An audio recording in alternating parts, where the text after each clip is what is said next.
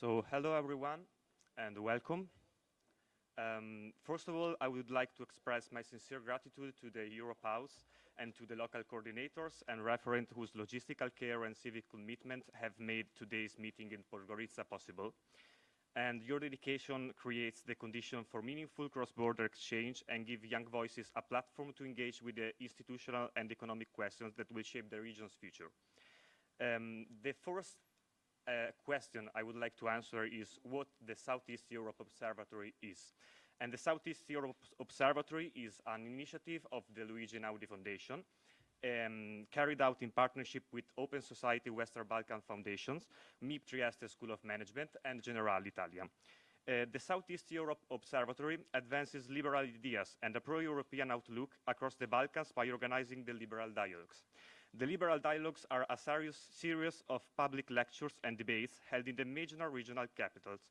After Trieste, Ljubljana, and the Belgrade stops whose recording you can find on the website, today we are in Podgorica for our fourth appointment. The liberal dialogues bring together students, young professionals, and civic actors to discuss pressing political and economic challenges and to foster cross-border learning. Before starting, I would like to say that supporting emerging talent is central to the Southeast Europe Observatory mission. So the Observatory awards competitive scholarship and prizes to encourage participation and to bring promising students to Trieste's forum scheduled for the next 15th of September. For further study and presentation. We warmly invite the participants to submit concise reports on the theme How to Build the Europe I Would Like. The selected reports will be considered for the scholarships and for funded travel to present in Trieste their works. Please contact the Southeast Europe Observatory Secretariat for more information about that. Why the 5th May Podgorica session matter? The current Podgorica session, framed around constitutionalism and market openness, is particularly timely and distinctive this year for two converging reasons. First of all, Montenegro is advancing into the final phase of its EU accession process. EU member states have recently agreed to begin drafting an accession treaty, a major step that signals Montenegro's entry into the most advanced state of negotiation. Second, the 2026 marked the 20th anniversary of Montenegro's independence, making this moment an occasion to reflect on the constitutional and economic choices that have defined the country's 2 decades as a sovereign state. Bringing constitutionalism and market openness into conversation at this juncture highlights how legal frameworks, rule of law, safeguard, and economic policy must be aligned to secure democratic resilience and inclusive growth as Montenegro integrates more fully with the EU. Bringing constitutionalism and market openness into dialogue highlights the twin task of consolidating democratic institutions while fostering inclusive, competitive markets that can sustain long-term prosperity. Please note that the final dialogue, titled Liberalism, Education and Entrepreneurship, will be held in Tirana on the 19th of May. And I will launch now the video of Andrea Traconia, the Dean of MIP Trieste School of Management, which is one of our partners. So.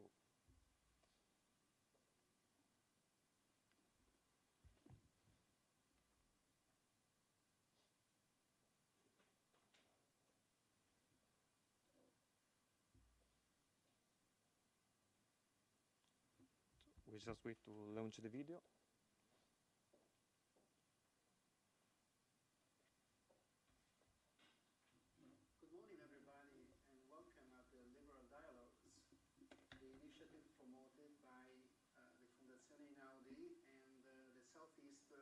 Observatory.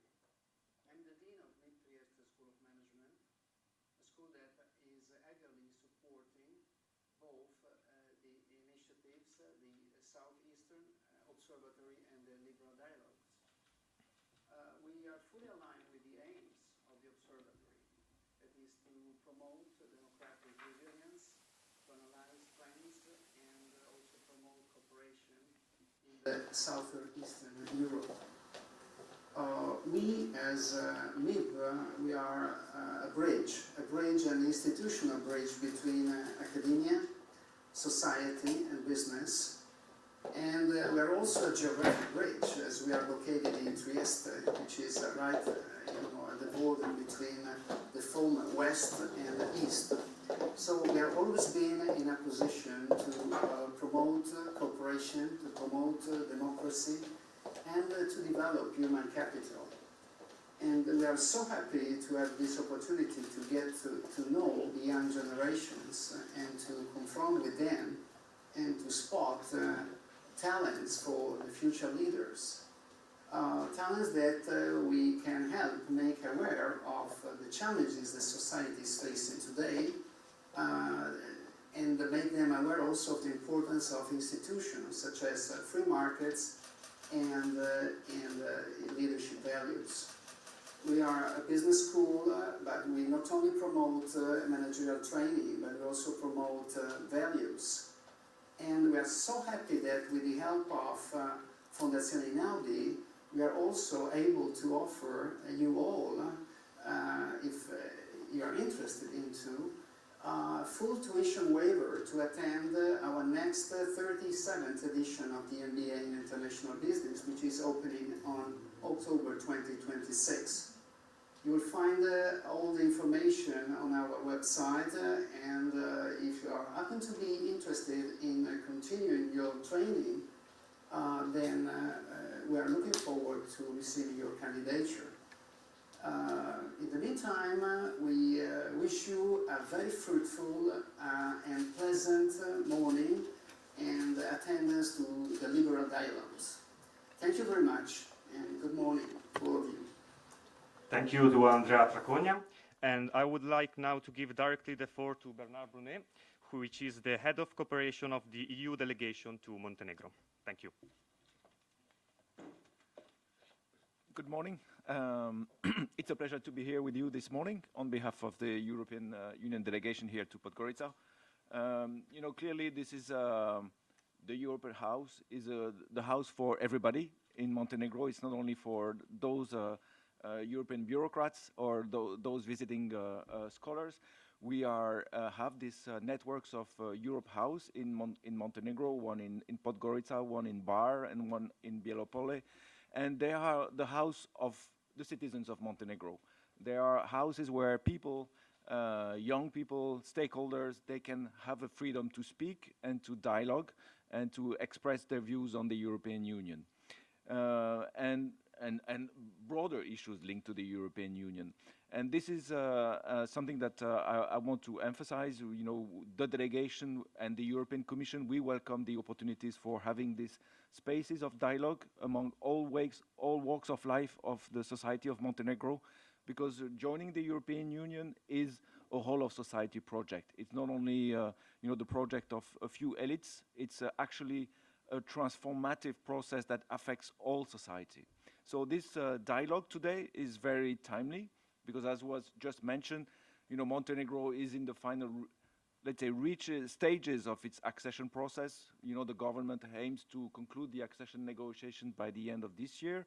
And as was just mentioned, EU member states have decided a few days ago to start the work on the accession treaty for the legal document that would translate Montenegro obligations into the treaty for joining the European Union. And so this is something that is becoming very real, very tangible for Montenegro, for its citizens, for its society. And this will, of course, have profound transformative impact. Of course, on the economy, because Montenegro will join the European single market. It will create a lot of opportunities, but it will also create challenges. Montenegro, as most of the Western Balkan countries, candidate countries, are small economies. They will now, when they join, they will face the pressure of the competitive forces of the European Union, 27 member states economies. And clearly, this will bring new challenges. It will bring more competition. It will end a little bit some of the practices of, having small, closed economies where competition was restricted, where, the markets have not been always fully contestable. And now in a much wider single market, there will be a lot of pressure. There will be more competition, and it will be a change, and And for some industry, for some operators, it will be a shock. And that's why it is important to get prepared and to make sure that when this moment comes, the balance between, let's say, opportunities and challenges is well addressed. So clearly, you know, this joining the European Union will have unleashed new market forces in the economy, but it will create more opportunities for the whole society, for the economy, accessing the European Union.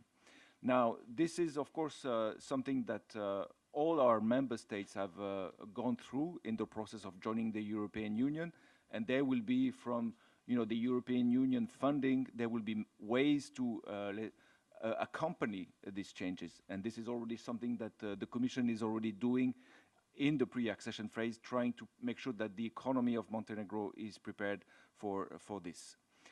But this, let's say, this growing contestability of markets is not done only for the purpose of being more liberal. It's done for the purpose of strengthening the European economy as a whole.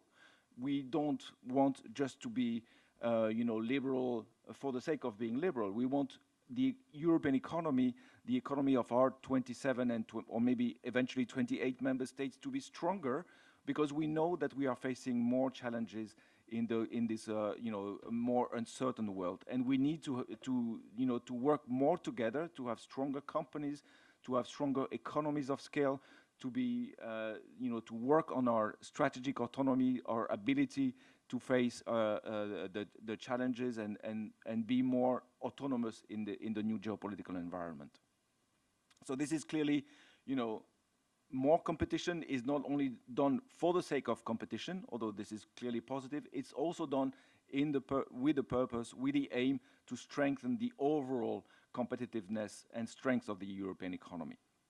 Now, of course, you know, having stronger economy is also something that needs to be accompanied by a strong framework for the rule of law and the protection of fundamental freedom. And this is why in the enlargement strategy, the European Union has always put the focus on these three pillars of our enlargement strategy, which is, you know, having strong economy, but having also a strong rule of law and fundamental rights, and a strong good governance of the public institutions. These three pillars, these three fundamental pillars of the enlargement strategy, they are still guiding the work of the European Commission and guiding the way that we are assessing candidate countries' preparation for the EU accession. So as you see, you know, rule of law and fundamental rights, ensuring, you know, that the judiciary is functioning, that it protects, you know, citizens' rights, businesses' rights, the fundamental freedom enshrined in Article 2 of the European Treaty. This is actually, you know, fundamental pillar, as also is, you know, the work on be sure that, you know, as competition and competitiveness progresses, there is also a strong judiciary and strong protection of fundamental freedoms. Now, of course, all this is well and good. This is the theory. We know from the practices of our member states of the previous enlargement that there can be a gap between, you know, commitments on paper and the practice in reality. And we've seen many member states actually backsliding in the protection of fundamental freedom, in the protection of their judiciary and the independence of the judiciary. And this is something, of course, that we want to avoid moving forward. And this is the whole debate now that is taking place in Brussels, in the European Union, about how can we make sure that, you know, both for the existing member states and for the future member states, there will be no backsliding, no going back on, you know, making sure that pre-accession commitments continue to be translated into actual practices, into the change of behaviors, of practices, of policies. And this is clearly something that, as I said earlier, is going to be one of the key challenges for the people that are going to draft the accession treaty for Montenegro. We want to be sure that there are stronger safeguards, avoiding backsliding of new member states. So I hope you will have a great discussions with the distinguished panel today, and we look forward to having a great discussion and questions and answers. Thank you very much for your attention. Thanks to Bernard Brunet.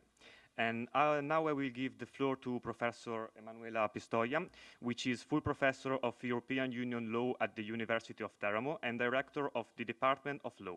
She will speak about European constitutionalism and enlargement. Thank you.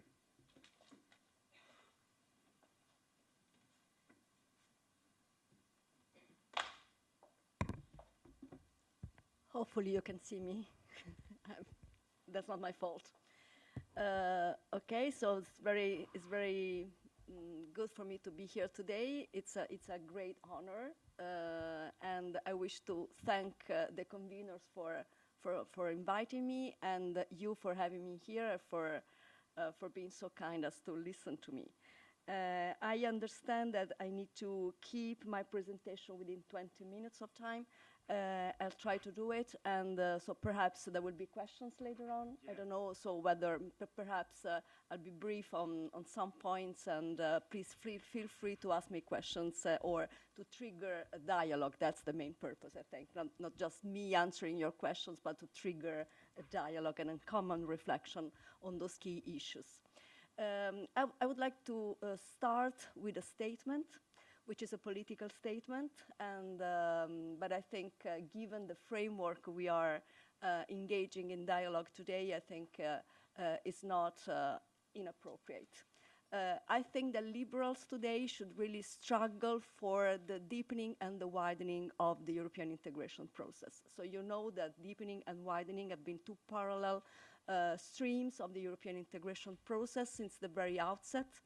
And I think that liberals today should really make it a strong political statement in working on both. And there are internal reasons for that, for sure. And although I don't like to focus on threats, this is not my favorite methodology, never. But I think that today we are under threats, and in order to keep our democracies, in order to keep our free world, we do need to team up as Europeans, and we do need to strengthen the union by enlarging the union, but also by deepening the European integration. Those two, perhaps you should move on. The next slide. No, it's not. This is not the next. Is it on me? No.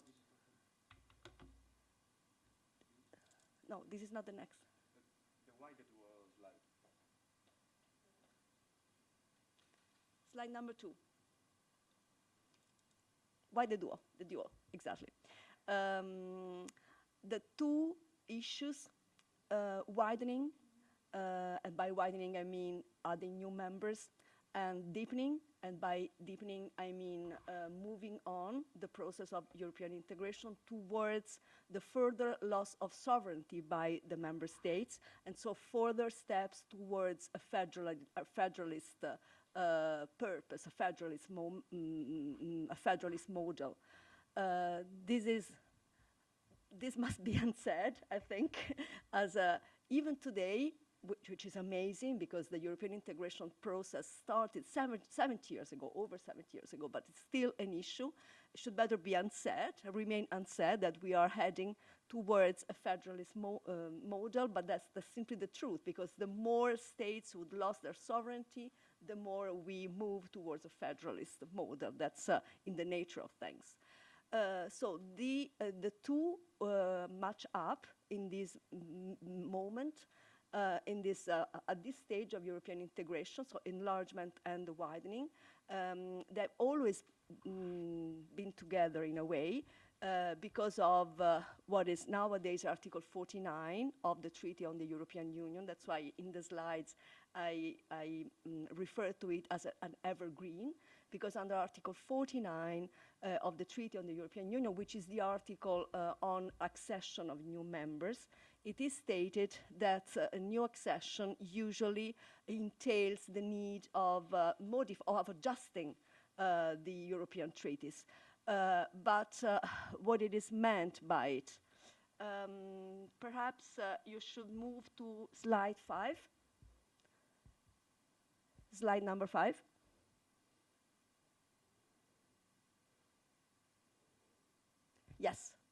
So there is something that is needed in case of new accession. Usually those are minor issues in terms of European constitutionalism. Well, let just me briefly mention that by European constitutionalism, I mean the governance of the Union. Governance of the Union, namely efficiency in decision-making, balance in democratic representation, roles of states' governments, basically. So this is the very basic and minimum definition of European constitutionalism. So if you have a new member, there is something you should do, which is adjusting, working on the European Parliament. Under the Treaty on the European Union, there are two basic provisions on the European Parliament. And I don't mean about its role, but about its composition. There is a maximum threshold of members of European Parliament, which is 751, if I'm not mistaken, 751, which is a huge number for a parliament to work properly, if you ask me. But I'll come back to this later on. At the moment, seats are allocated on a state basis. So of course, if you have a new member, you need provisions in order to keep within that maximum number, 751, but at the same time, you need to provide seats for the new member. So this is absolutely needed. You cannot do without. And the Commission also, something is needed. But since the members have become so many at the moment, and with further enlargement, there will be even more. Not to mention that the British are considering rejoining. This is what I read from headlines in the past days. So rejoining apparently is no longer a taboo in the UK, but we will see about it. Members are so many that there is an issue in council presidency. So this is not something that needs to be done 100%, but still it is something quite urgent if you have a new member. You might know that presidencies of the council nowadays is organized in trios, so there is a troika. So one member state would chair the council, but two others will join in handling the agenda in order to preserve a consistency in the activity of the council. But if members are so many, the risk is that there will be too many years before they take the presidency once again. So the idea, one of the proposals on the table is to organize quintets rather than trios. So this is one of the ideas. I just mentioned it. It's a private proposal, but I would say it is something absolutely needed. Commission. That's more urgent even because the commissioners are so many, and there is a provision in the treaty which has not been implemented. According to this provision, the number of commissioners would lower to two-thirds. This has not been done, but it needs to be done. And one of the ideas is to divide commissioner into two groups, lead commissioners and commissioners. So a lead commissioners will work together with a commissioner, and they will share portfolios, but just the lead commissioner would vote. It's not, for example, in Italy, it's not so unusual. It's the distinction between secretaries of state and under secretaries of state. So I don't see it as a, completely a strange idea. But beyond details, we're not really interested in details today. We're more interested in looking at the sense of things, I think. Well, all of these proposals, is it mine? No. All of these proposals are not a shift towards a federalist pattern. So you understand that we're talking about numbers of commissioners, numbers, allocation of of members of parliament. Those are quite key issues, very delicate, and Bernard, I think, is well aware of it, much more than the all of us. But they are not really key in the transformation of the union into a federalist model. They are a gradual slip characterized by a progressive loss of sovereignty. There is a progressive loss of sovereignty. Let me just give you the example of the number of commissioners, the reasons why the 2/3 reduction has not been accomplished so far. I think you know that the commissioners do not represent their states of citizenship. They are commissioner in their own name, and they are selected because of their skills, including political skills, not just technical skills. The commission used to be a technical body, is no longer such, and this is a matter of fact, I think. It's just the state of transformation, but political skills are equally important. And although commissioners do not represent their states of citizenship, still states are very keen on having a commissioner. And also on having a commissioner with certain portfolios, at least some states, at least the leading states. For example, Italy at a certain point was very, I pick up Italy because of course I'm more familiar with Italian politics. Italy at a certain point was very keen on having a commissioner with a portfolio in economics. Because of course we had issues in our balance and so we wanted a commissioner who could bear in mind at least the needs of the country and the ambitions of the country, which I don't think it happened, but at least a country, a member state feels safer if they have a commissioner in the commission, if they have a commission member.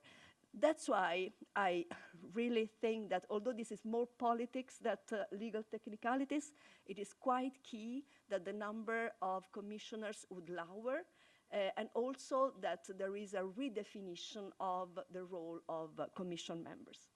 And council, the qualified majority issue is quite obvious. One of a uniform voice. Everyone believes that a shift from unanimity towards qualified majority is much needed. I just want to remind that before the big accession of 2005-2007, there were major changes in the treaties towards a qualified majority. So the number of decisions which should be taken on the qualified majority increased a great deal. And actually, I just want to bring your attention on this point. If you look at the treaties and you know nothing about the European Union, you get convinced that the organization works on a qualified majority basis on average, because this is what the treaties actually say. Unanimity is already an exception, is the rule under common foreign and security policies, but in all other issues, unanimity is not the rule, is the exception. But the reality is that the Council would very rarely take decisions with the contrary vote of even one state.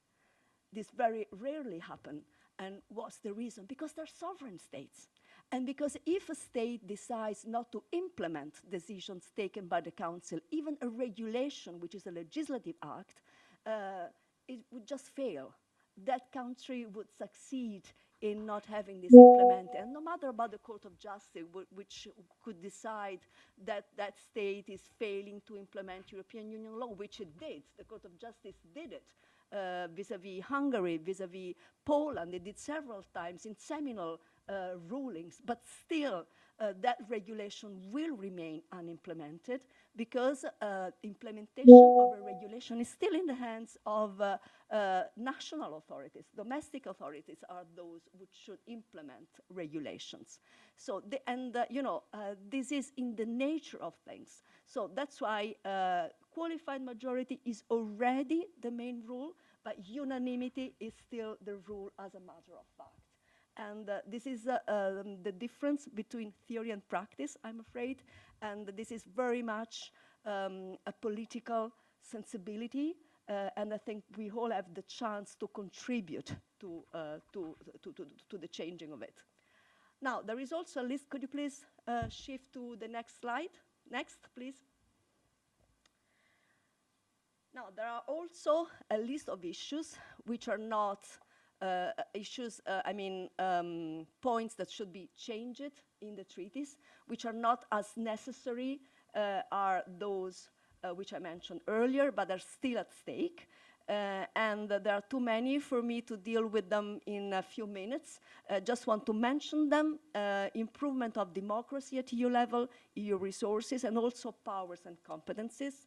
But what I want to mention is that the discussion on this is key because of the shifting, the further shifting towards a community method. So the enlargement is a huge opportunity for Europeans to improve in those issues which are now, which makes the European integration weak at the moment. So if you improve the democracy at EU level, for sure the European Union would improve as a polity, as a political organization. And this will improve, this will strengthen the Union. So here, those reforms are not necessary to allow new members in, but they are extremely appropriate, because once the Union further widens, it needs to be stronger. Otherwise, and we've learned it from the last big enlargement of 2005, the project, the European project, would not work. So we do need to strengthen the Union, and as liberals, I think we need to fight for those reforms which are not necessary in order to accommodate new members, are still very much appropriate to have the enlargement work properly, which is needed, and this is acknowledged by all stakeholders. That the next slide. I also need to mention differentiation, and I welcome questions on it because it's quite a key issue. But there are not several tiers of membership. So differentiation in the Union is characterized by an a la carte approach. So if you want to join Schengen, you want to join Schengen. If you want to join the Euro, you join the Euro. And there are several other areas of differentiation, but this is all a la carte. So you pick up one, you pick up another one, you pick up another one. There is no consistency required. The idea is, if the members are so many, the idea is to build tiers of membership. So could be a core number of members. I don't know under which criteria. The most popular one, perhaps the most natural one, is the Euro membership. So those who join, those who are part of the monetary union, they are the core members of the union. Then the idea for a second tier would be the European Union altogether, and those are the internal members. But then there are the external members, and there would be a third tier, the first of external members, which are the states which are closer to the union.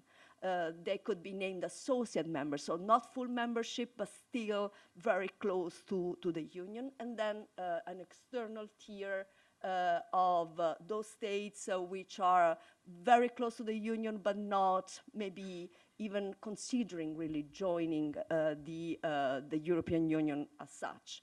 But regardless of the way we build the tiers, the idea is to have tiers. I think one of the issues that we have encountered so far is that those states which show, those new states, which showed that they are not part of the European mainstream. I mean Slovakia, I mean Czechia, I mean Poland, I mean Hungary. Bulgaria also is less popular, less known, but Bulgaria experienced problems, issues with the rule of law, which is not very far from those experienced by Poland and by Hungary. It's just less popular and just less known. But I think those states raised issues in the Council because they don't team up together in all issues. In migration issues, for example, there are some like-minded states, but in economic issues they are different, and so on and so forth. So building tiers, I think, would be very useful in deepening the European process. Then last point, I mentioned, I will be very brief on this, although it's a huge topic. I said that by European constitutionalism, I mean the governance of the Union, the set of principles governing the functioning of the Union. But now there is also a second meaning of European constitutionalism, which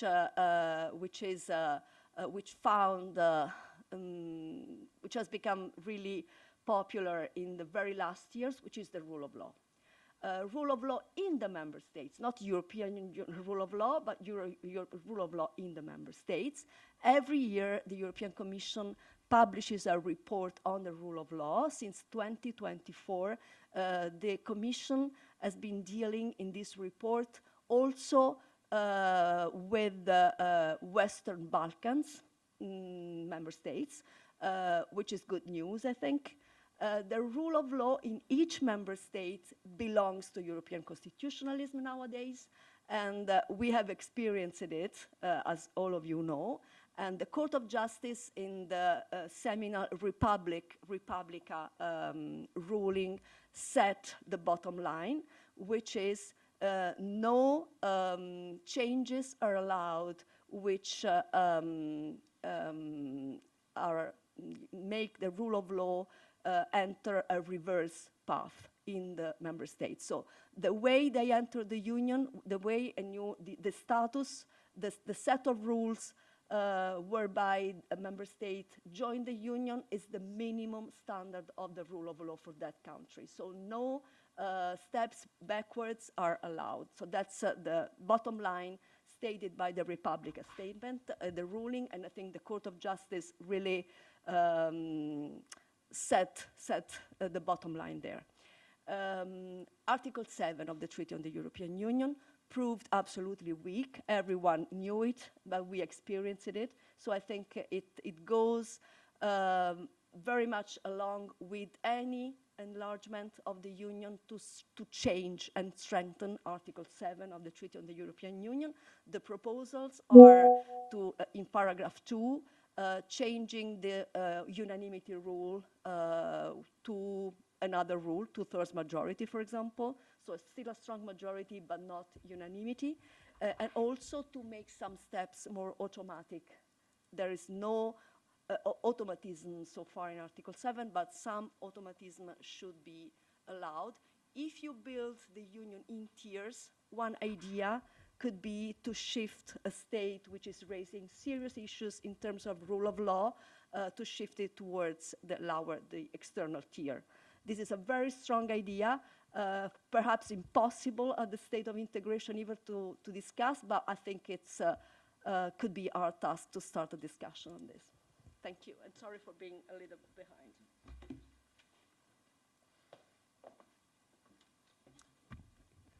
Thank you. Thanks to Emanuela Pistoia. And now I will give the floor to Professor Andrea Giuricin, which is Adjunct Professor of Marketing Management in Milan. He is also CEO of TRA Consulting. He will speak about competition and open market. Thank you. Thank you so much. So, thank you very much. I think that we can go for my slides. It's a real honor to be here in Podgorica. As it was told, I teach at University Milano Bicocca. In reality, we have also a center research on transport economics. I'm responsible for rail, for transport in general, about economic regulation. And economic regulation is key element to have open market, to have a market that is working well. So my focus today will be more my topics, that is transportation. The European Union is a key element, and reform of transportation sector of European Union. I supported that, for example, for the rail sector in the last 20 years, more or less, right now, and the aviation sector too. So this is my background. I also teach at the USC, University in Southern California, in LA, and I work with the World Bank, with the United Nations, And my experience is a little bit, I try to be a little bit all around the world to try to experience the difference, liberalization, open market. Why open market is so important? Because with competition and open market, you have more opportunity. It's a key element of the European Union. We saw in the aviation sector. We saw, personally, I made my Erasmus many years ago right now, and it was possible also to travel so easy thanks to the liberalization of 1997, the third package of aviation, of liberalization of the sector, thanks to this element of European Union. And this is a key element for all of us. So next slide, please. And what is really important in our sector is, one is the hard infrastructure. What means hard infrastructure? Means that infrastructure that is needed, for example, 10T program and so on, to connect all Europe, okay? All the countries. This is critical because without this kind of infrastructure, of course, it's difficult to create Europe. But at the same time, we have also needs, we need also the soft infrastructure. Many times we don't speak about that, but competition and open market is exactly on that soft infrastructure. We call that in technical, the open access, for example, in Italy. What's coming from Italy, right now it's normal to have, for example, you can see exactly here, in the slide, that we have competition between two operators in the high-speed line. Italy was the first country. European Union arrived with the 4 package. Right now we see the same experience in Spain, in France. Soon we will see more in Germany. We will see between also to London, to Paris, we will have more competitors. And this is good for the Europe, is good for the citizen and so on.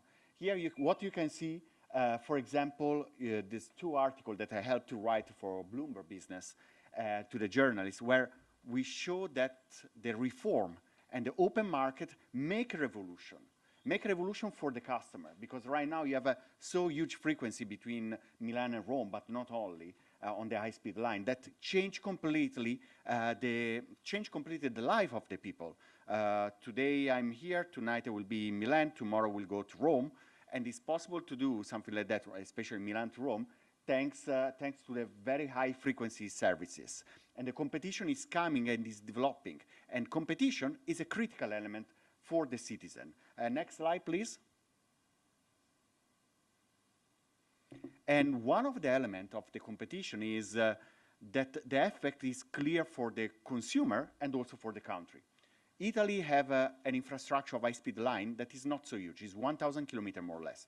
Spain is more or less 4 times higher. France is around 3,000 kilometers. In Italy, it's 1,000 kilometers. If you go to China, it's more than 50,000 kilometers. They developed in the last 20 years, so that's huge infrastructure. What happened to Italy from 2012? So 2012, the 28th of April was the liberalization of the sector, the entrance of new entrants in Italy that is named Italo. They enter in the market, and the market is more than double. So with the same infrastructure, we use better that infrastructure, we use more, and we have more than double of the passenger. And even if the Italian economy, as Emanuela told very well, that economics for us is very sensible in terms of commissioner, but also because we have huge debt, public debt, unfortunately. We don't have a economic growth that is not very fast in the last years. So you can see that in the last years, with the crisis and so on, finally, the Italian economy didn't grow up in the last more or less 15 years. It's true that we have 2 crises, 2013, 2012, 13, and then we have the crisis of 2020 due to the COVID and so on. But the economy is more or less the same level, but we have more than double of the passenger. And what is better for the consumer and for the citizen, that the price of the ticket of the train, this is just an example, is 30% less. So open market not only use better the infrastructure, not only increase the passenger, but also the effect that you reduce the price. And you reduce the price means that you students or whatever, you can go around at a cheaper price. And it's easy to make Europe, also due to the fact that it's easy to go around Europe. So Europe is really done. We are telling that Europe is done by Erasmus, and Erasmus is more and more impossible, not only because of the Interrail at the beginning, but also because you have the low cost that allow to my students in Milan to go in many countries, to discover other countries, and to have more possibility to travel. Next slide, please. And this is just an element about the numbers of connection between Milan and Rome. Right now, between Milan and Rome, thanks to the competition, thanks to the two operators, you have 164 trains per day. Milan to Rome is 600 kilometers, more or less. It's 3 hours by train. And you have a train in the peak hours tomorrow morning when I will go early to the station. You will have a train every 7-8 minutes. So it's a sort of subway. Between the two operators, of course. You can change the ticket from the operator to another one. It's typical as in the aviation sector. But what is really interesting, that thanks to operator right now, there's a high-frequency train. So you use very well the infrastructure. This is the 10T and the program of the European Union to create a single infrastructure. Is critical, it's very important, but then we have to use very well that kind of infrastructure. So with the European Commission and with the ERA, European Railway Agency, right now changed the name, but and so on, I really support this kind of process in the last 20 years. And what we saw that right now also between Madrid-Barcelona, you have around 90 trains per day. That is also a very high frequency. Paris-Lyon, you have right now more than 75 trains per day. And if you go to New York, Washington, D.C., right now, that is two huge areas that are closer, but not with the real high-speed line.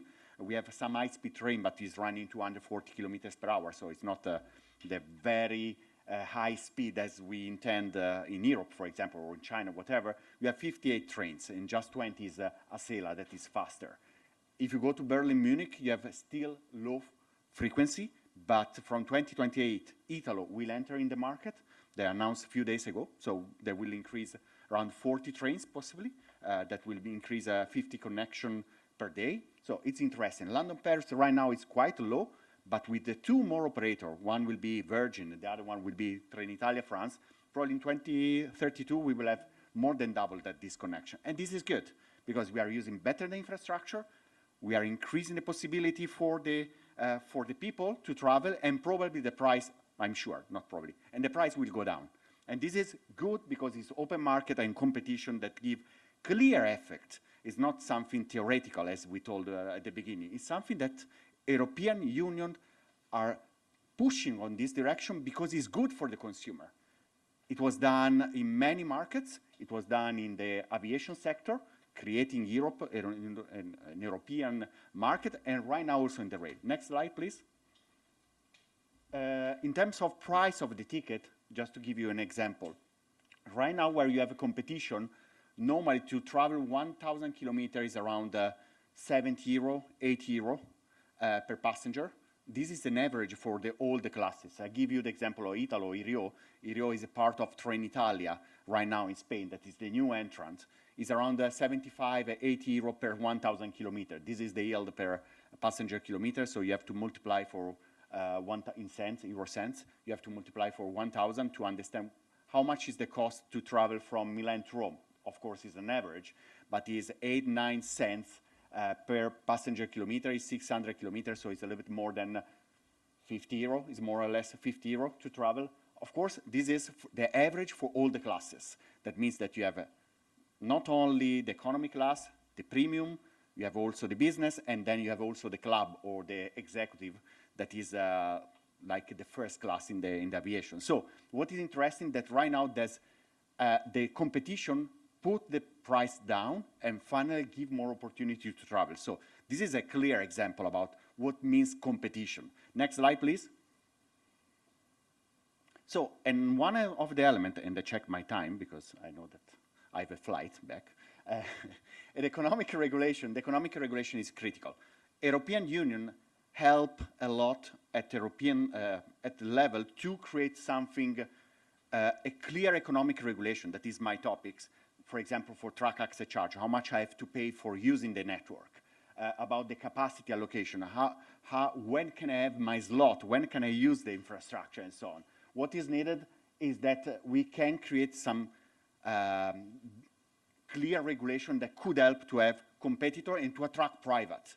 Last month I was in South Africa because the president of the Republic of South Africa invited us, we are doing the reform together with the World Bank, and I invited ERA, European Railway Agency, we invited different stakeholders of the European stakeholders, because Europe is a good example all around the world. I'm doing the same in Tanzania, I'm doing something similar in Azerbaijan, and so on. Why? Because it's good that you attract private, you give benefits for the consumer, and open market finally could work. Of course, it's not easy. You have a lot of resistance, as you told about the changing, also to apply, for example, about the Commission and so on. The member states have a lot of problem to apply this kind of reform, but finally, it's very clear that the reform is very good. Next slide, please. And many times, this kind of competition could allow a reduction of the cost. The reduction is the cost. Why is so important? Because you make more efficient the economy. It's true for logistics, it's true when you travel around and so on. You make the economy working much better. So it's not because you are in favor of the private or not, but because the fact that you are attracting private investment that are more efficient, and more efficient, many times people think, oh, okay, more efficient means less people working there. If you take a high-speed rail company, it's not about human resources. You need very good human resources. But maybe you use better the rolling stock. Every single high-speed train costs 25, 30 million of euro. You use more the people in terms that is running better the train, so you are more organized and so on. So the efficiency that is coming from the private many times, and then is copied many times also by state-owned company, because right now, if you take some of the state company, SNCF will enter in Italy, Trenitalia is entering Spain and so on, and we are creating a unique market. Next slide, please. And one of the elements, but I will be very quick on that, is to settle the track access charge, how much I pay for using the network. This is a regulation. This is very important, because if it's not, I don't want to be technical professor about that, but it's just to give you the idea that if it's not clear the regulation of the cost of the network, if it's not clear the use of the network, of course, it's not easy to have a clear competitive market. So this is a critical element that we have to take in mind if we want more and more competition, because the use of the network is the main cost for the railway operator many times. So it's very important to take in mind. Next slide, please. And some example about to attract private. I took from some country of Europe, of course. I'm working I forgot to tell that I'm working with as advisor for the CEO of California High-Speed Rail, that is Los Angeles, San Francisco. And we put some of these elements, I put some of these elements in the business plan that it was drafted 2 months ago. One of the elements is, for example, how to attract private, also in the railway sector, to make the infrastructure. And here you have an example of Lyséa, that is a French company, going from Tours Bordeaux. And that new infrastructure was 50% paid by the private. So it's not only the investment of the state, that in the railways many times is something like that, but it was possible also to attract some private funds, for example, to help the construction, and they are repaid through the track access charge. So when I spoke before about the track access charge, it's critical because they are able also to attract private, not only on the operation, but also in the construction. So it's a sort of PPP, okay? And in the rail, that is not so easy to do many times. You have also good example that it could work also in Italy. Next slide, please. Another example is coming from Italy, that is Italo. Italo was born thanks to the main banks and the main insurance group, like Intesa San Paolo, like Generali and so on, was the main shareholder. They created a company in 2008, more or less. Then in 2018 was sold to a GIP, Global Infrastructure Partner. Right now it's BlackRock. So it's an American fund that invests in Italy, infrastructure fund at the time. And then right now 50% of the company was sold to MSC, that is Mediterranean shipping company, maybe you know, because it's the largest company in the porta container and so on. So what is interesting that the company is valued 3 billion of euro net, without the debt. That's the debt is apart. And it's very interesting that you created more value. And this is very interesting. So you attract, in the PPP, in the construction, you attract money, private money, in the operation. And then, next slide. Also in the freight sector, you attract some investment. For example, you have in Italy, many of the operators are owned by infrastructure fund or investment fund. Next slide. Also in the station, so you have the station, that the retail management of the station right now is owned by private investors. So you are able to enlarge if you go in Roma Termini, or if you go to Milano Centrale, you see that the station is a sort of mall. Why? It's a sort of airport or something like that. Why? Because it's very important to use very well the space in the station and to make money with this. To make money means that finally you give more services, you have lounges, you have services and so on. It's more livable for the travelers.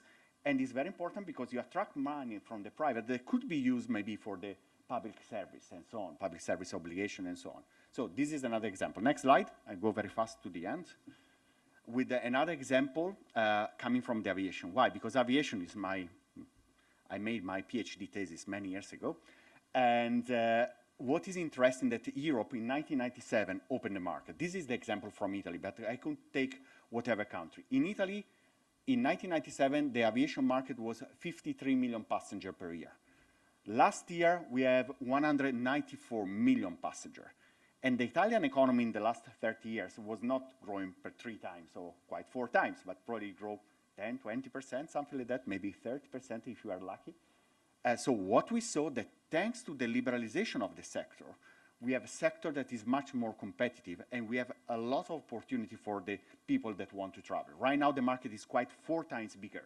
And next year, this year, let's see if we will reach more than 200 million passengers per year, because with the crisis that you can see there on the right side with the jet fuel crisis, and with the Hormuz Strait closure, create a lot of problem to the sector. But at least the market is still growing. In the last 3 months, the market was still growing at the Italian level. This is just an example from my country, but it could be the same in France, in Spain, and whatever, in Germany, and whatever. What is very important, the market increased thanks to the liberalization of the European Union. Next slide. Of course, in this case, you can see that also France grew. Maybe didn't grow so much because France is more concentrated on the intercontinental flight. So in terms of numbers of passengers, Italy was bigger than France in the last years. But in terms of intercontinental passenger, France was bigger than Italy. But in terms of the total market, Italy was really open market and was very competitive. But also France, you can see that the market quite more than doubled in the last 30 years. So it's very interesting that the liberalization give effect whatever around Europe about the aviation sector. Next slide. And I want to go to the end, that we are open market, we are open to competition, but always remember that we are in the competitive arena. I was teaching for 3 years at China Academy Railway Science, of course, visiting professor sometimes before COVID, before the big changes also that China have it in terms of political, because we know very well. What is very interesting that in the aviation sector, for example, we have competition that is coming, for example, from the Middle East, that is coming from other countries. So I'm totally in favor of competition, open market, but be careful that we have also at the same time to create some European champions. And in the aviation, we start to see, for example, think about Lufthansa Group. Lufthansa is not Lufthansa, is Austrian, is Brussels Airlines, it's Swiss, right now 41% of ITA Airways. So right now we are growing with this group. That is very important because we have to stay competitive in the global arena. If we forgot that, so it's important the competitivity, it's important the open market. At the same time, we have to pay attention that there's big changes is coming. Last slide, if I remember well. So what's next? I love this. I was in San Francisco a few months ago. Probably you see the robotaxi. Right now in many US cities and many Chinese cities, you start to see taxi with autonomous driving, where you have it on the app, the car is coming. It's something that is coming. Of course, in the US, you have this kind of business model with a big platform that is very capital intensive. They are putting a lot of money. In China, many times there are this kind of technologies also backed by the state. And what is my worry is that Europe has to drive very fast in terms of to create a market also for these kind of things, because these mobility trends will change our city in 10 years, 15 years. We will have autonomous driving that is coming that will change our life, of course. You can see here the video. I was going for dinner, so it was not so interesting. But you can see that you have many cars. You have another cars in front of mine. So it's not that you have just one car.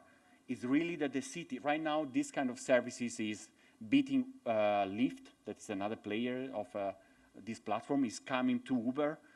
Uber is very interesting because Uber, that historically was asset light, okay, no asset, right now are thinking to make a lot of, no, not are thinking, is starting to make a lot of investment in terms of car, autonomous car, and is changing the business from asset light to capital intensive. So there's big changes. Where is Europe? In terms, I'm really European, as I told, I'm Erasmus guy and so on. Europe needs to put a position here in this kind of a change because it will change our life. So with this, if I remember well, it's my last slide. Not so sure. Yes, it's my slide. Last slide. You have my contacts from a university. You have also, you can add me on LinkedIn. Thank you very much for your time. Thanks to Andrea Giuricin for this precious lesson. And now I will introduce our last relator, last but not least. It's Nikoleta Dukanovic, which is Associate Professor in Foreign Policy and International Organization at the University of Donja Gorica. She is also a civil society activist and expert in the EU integration. Her lesson will be on the theme of Montenegro and EU challenges. Thank you.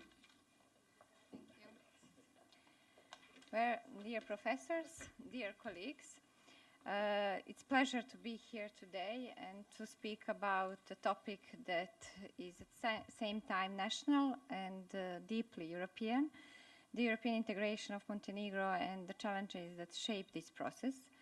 While we are discussing one country, we are in fact addressing, I think, a much broader question, whether the European Union's enlargement policy still has the transformative power at one's hand, and whether it can still reshape societies in the way it did during previous rounds of enlargement. The relationship between the European Union and the Western Balkans did not begin as a policy of enlargement, but rather as a response to crisis in the former Yugoslavia. The conflict of the 1990s exposed the limitations of European policy in its own neighborhood. It was only in the early first decade of the 21st century that the European Union shifted its approach and offered the region a clear political perspective of membership. This commitment was formalized at the summit in 2003, when the EU declared that the future of the Western Balkans lies within the Union, conditional upon deep political and institutional reforms. However, more than 20 years later, the process looks very different from what was initially envisioned. Only one country from the region, Croatia, has joined the European Union, while for the others there is still no clear timeline for accession. The process has become significantly longer than in previous enlargements, and the European perspective, although still formally present, is increasingly losing credibility. This raises a fundamental question: does enlargement still function as a transformative tool, or has it become a prolonged process without a clear outcome? If we look at the Western Balkans today, several concerning trends emerge. First, in the field of democracy, we observe stagnation and even regression. Most countries in the region are now classified as hybrid regimes with declining democratic standards over the past decade. At the same time, economic convergence with the European Union remains low. The Western Balkans continues to be one of the poorest regions in Europe, with GDP per capita levels ranging between 1/3 and 1/2 of the EU average. In addition, the process of European integrations, while other countries are at very different stages, ranging from early institutional steps to prolonged stagnation. In other words, we are no longer dealing with a single European path, but with series of parallel and often uncoordinated trajectories. In this context, Montenegro occupies a specific and I think very important position. It is the most advanced country in the accession process in the region, having opened all negotiation chapters and provisionally closed a significant number of them. Formally speaking, Montenegro is the closest to EU membership. However, this brings us to key dilemma. What does it actually mean to be the closest? Because behind this formal progress lies a much more complex reality. Montenegro has demonstrated a strong capacity to adapt legislation, align its regulatory framework, and build institutions in accordance with EU standards. However, this capacity has been significantly weaker when it comes to implementation. The gap between formal compliance and actual institutional transformation remains the central challenge of Montenegro's European path. The most sensitive part of this process is the rule of law. Although the legal framework is largely aligned with EU standards, the results in practice remain limited.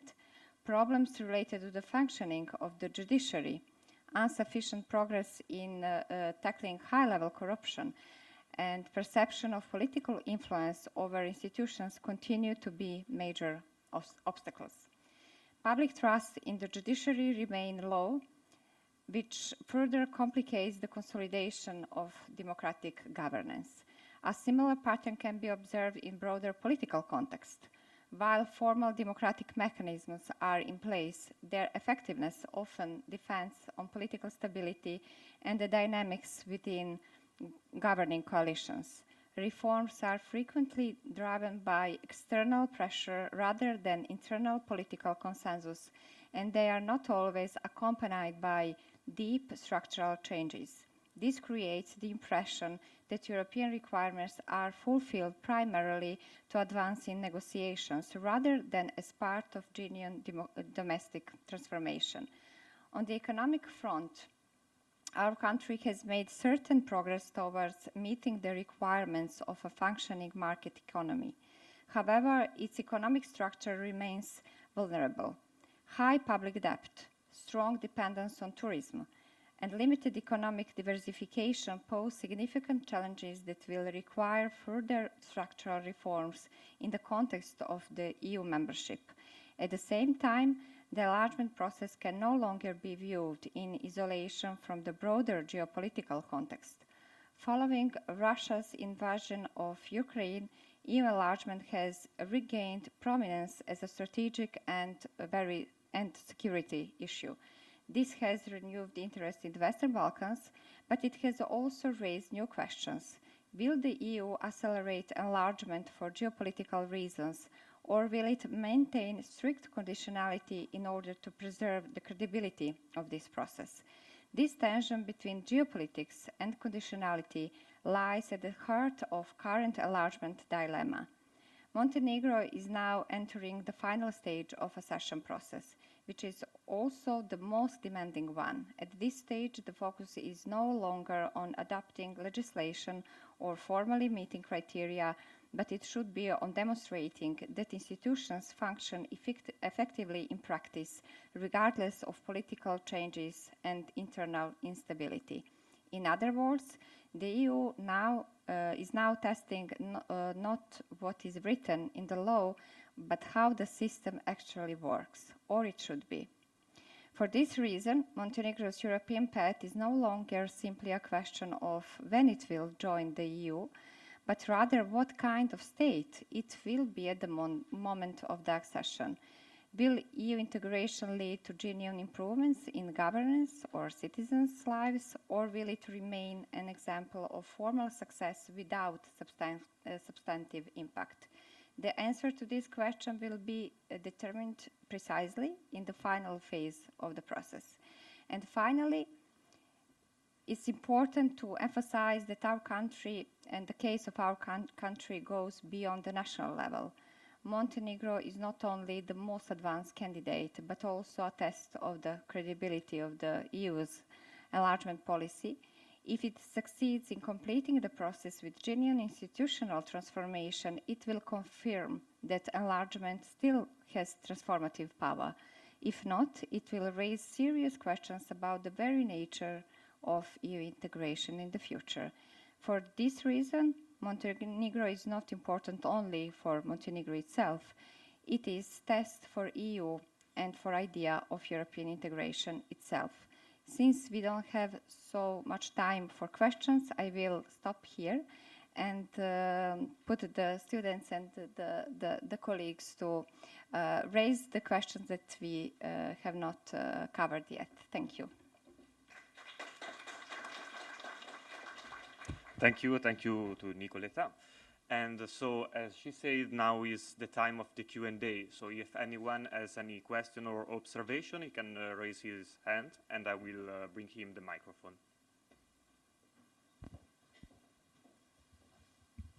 Hello everyone, my name is Emanuela, and it's really my pleasure to be here today, especially having in mind the fact that my professor Emanuela Pistoia is here and we are meeting each other after 10 years. I was actually a student at Roma Trade University where I learned a lot about how the EU functions from the perspective of one of the founding members of the EU, which was really quite, at that time, very nice. My question for you is precisely about what you mentioned about differentiated approach to integration. And so we are hearing also in the past months a lot about that it really fits the calculations, I would say, of some political elites from the region which want to integrate but do not want to actually fully transform. In particular, when we talk about transformation in terms of adopting the rules and regulations which would fit to the kind of these fundamentals standard that the EU set for the future member states. So how you actually comment on that? So is the integration process something that is fully kind of reliant on the geopolitical reality, or we should still stick to the fundamentals and the needs of having the fully fledged democracies and also the systems which fully are aligned with the rule of law standards that you set from the outset? Thank you.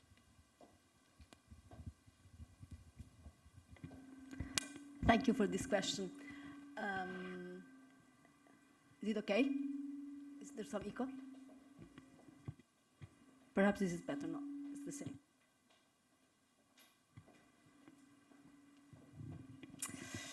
Okay, maybe I don't have a very coherent answer, but I will make some comments on this suggestion of yours. I would call it suggestion rather than question.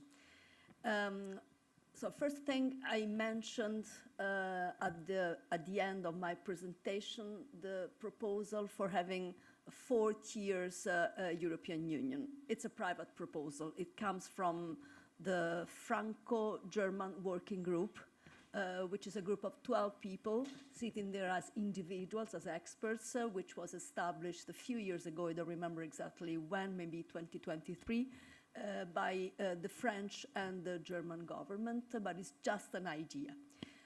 And as I said, the first 2 tiers are the European Union strictly, and then the other 2 tiers are the external tiers.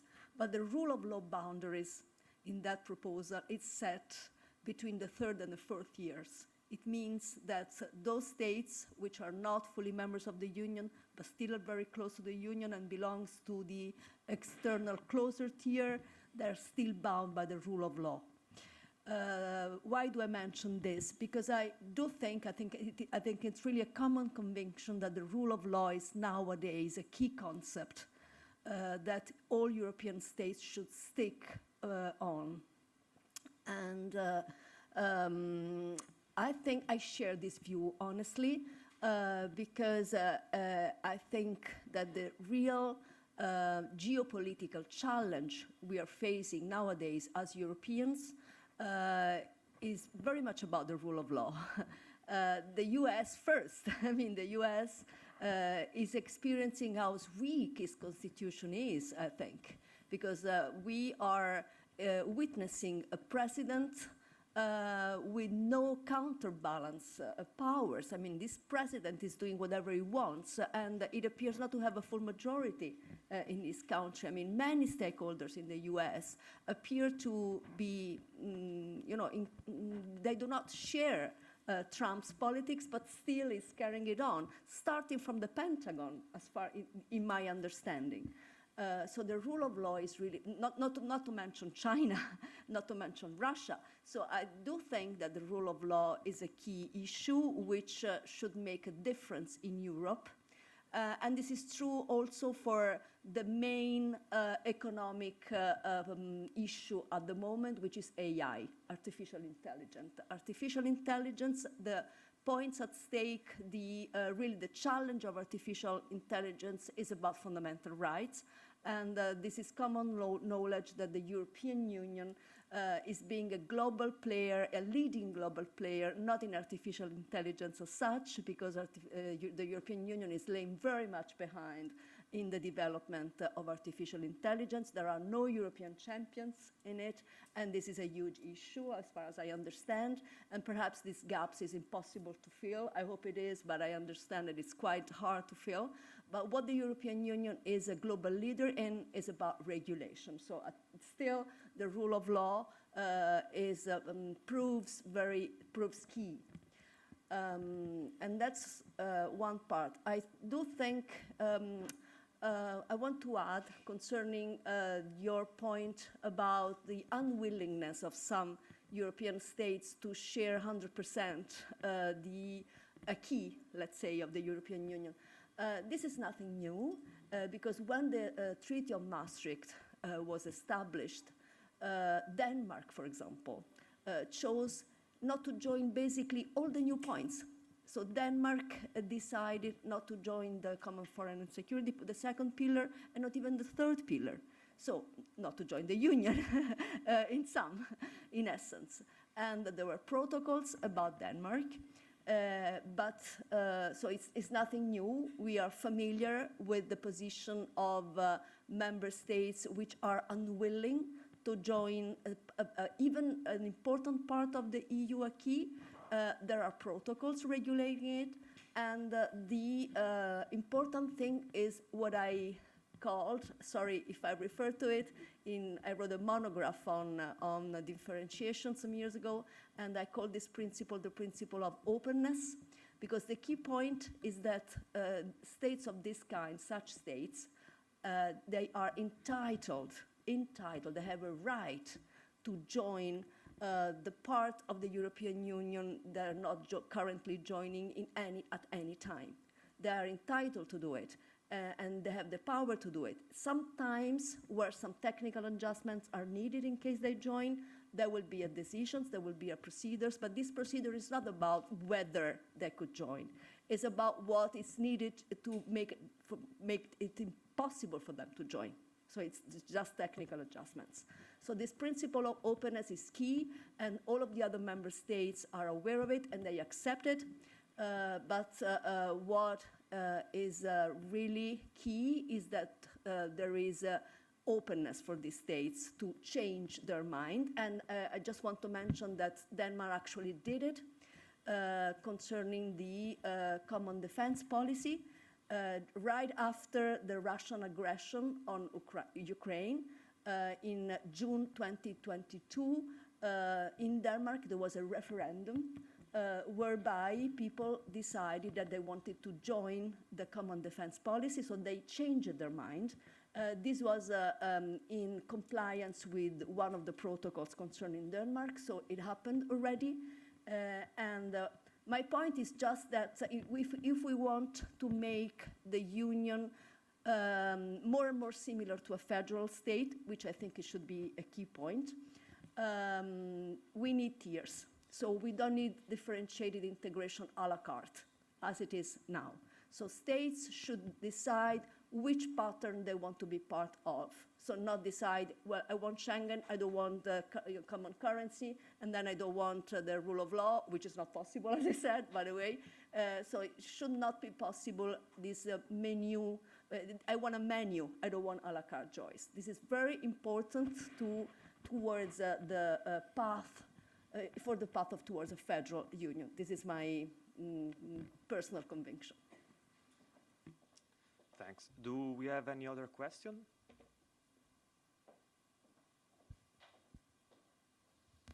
Daniel Karadzinovic. I wanted to ask two questions. I mean, I would have probably more, but I wanted to ask you, Mrs. Pistoia, how do you actually how do you see this European federalization? What do you consider, what are the main aspects of this tier list? Would that mean that the member states themselves decide on whether they will participate or how much they will participate in the European Union?